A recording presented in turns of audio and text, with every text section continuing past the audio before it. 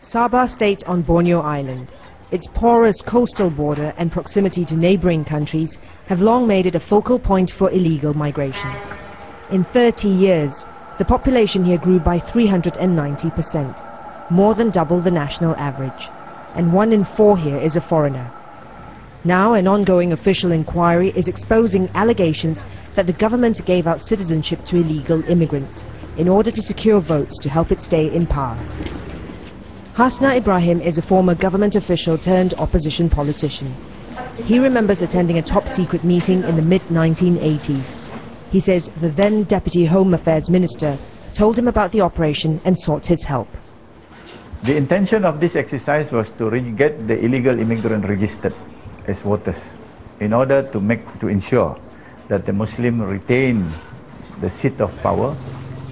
The then Prime Minister Mahathir Mohamad has said his administration gave out citizenship to hundreds of thousands of people in Sabah, but denied it was for political considerations. Al Jazeera visited several villages in Sabah.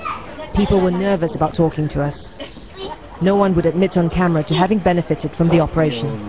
But one man, originally from southern Philippines, told us how he became a citizen without going through the proper channels. He said some government officials turned up at his village one day in the late 1970s. They helped him fill in a form. A year later, he was a Malaysian. Opposition politicians say as many as 60,000 voters in Sabah may have obtained their citizenship through dubious means.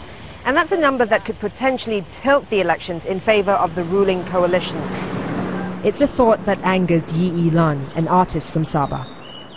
They're stealing the ability for Sabahans to choose their leadership. Really, that's what's happened. Sabah's democratic vote has been stolen. People in Sabah traditionally welcome migration, and that's reflected in Yi's work.